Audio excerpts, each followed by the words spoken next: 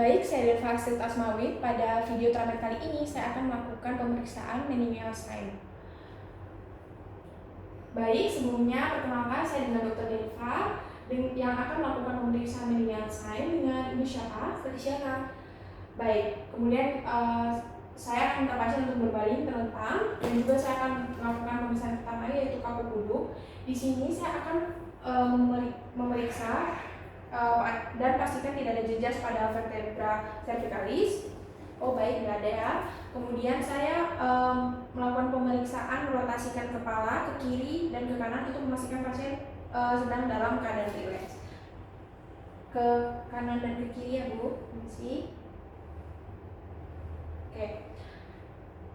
Setelah itu saya akan memfleksikan pasien ke depan sampai ke dagu. Jadi tangan kiri saya untuk di bagian belakang kepala dan juga tangan kanan saya berada di bagian dada pasien. Di sini saya akan mulai memfleksikan, permisi ya Bu. Oke. Kemudian untuk hasilnya sendiri, hasilnya negatif karena Ibu mampu melakukan apa yang sudah tadi saya instruksikan. Kemudian yang berikutnya ada pemeriksaan Brudzinski 1.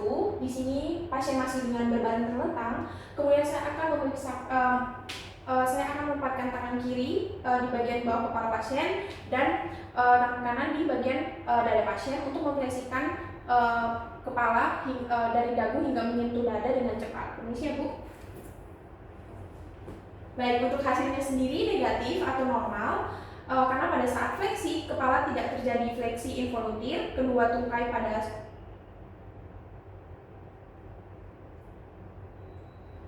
jika pada saat fleksi kepala tidak terjadi fleksi involuntir, kedua tungkai pada sendi lutut. Tidak itu biasanya. Oke, apa sih? Sudah gitu ini normal.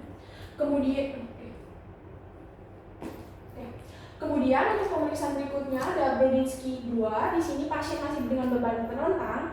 Kemudian saya akan mengangkat salah satu tungkai kaki dan memfleksikan lutut pasien sampai menyentuh perut sambil mengamati tungkai atau kaki yang kontralateral juga. Permisi Bu, difleksikan sampai ke lutut. Oke. Untuk pemeriksaan yang kedua ini, untuk hasilnya itu negatif ataupun normal. Yang berikutnya masuk ke pemeriksaan Brudzinski 3. Di sini pasien masih berbaring terlentang, kedua telapak tangan pasien diposisikan rileks. Kemudian saya akan melakukan penekanan pada kedua os zygomatikus dengan menggunakan kedua ibu jari pemeriksa. Isi ya. Oke. Kemudian setelah itu saya akan melaporkan hasil untuk jika negatif atau normal.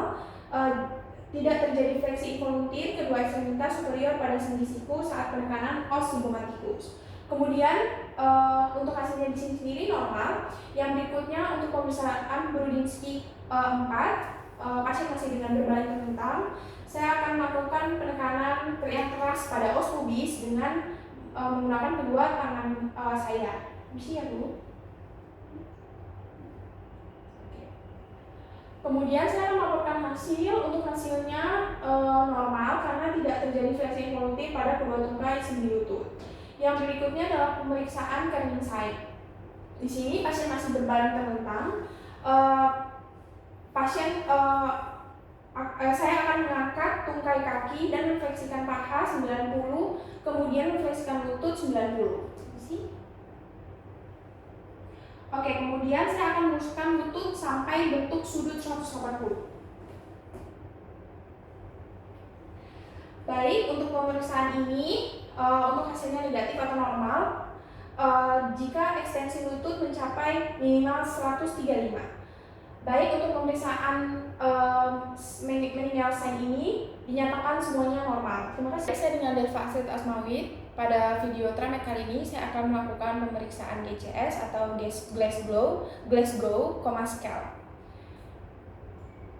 Baik, selamat pagi. Sebelumnya saya dengan Dr. Delva yang akan melakukan pemeriksaan GCS pada hari ini dengan Ibu siapa? Feli. Baik. Jadi Bu, untuk pemeriksaan pertama ada pemeriksaan respon mata. Di sini saya akan melakukan pemeriksaan stimulasi pada Ibu untuk melihat respon mata berdasarkan skor. Yang pertama saya akan meminta Ibu untuk menutup mata.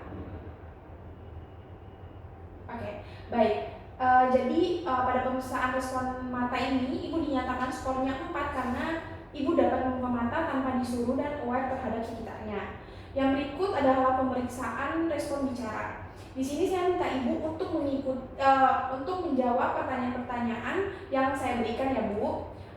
Dengan Ibu siapa? Feli. Oke, Ibu Feli sekarang di mana nih? Di rumah sakit, Dok.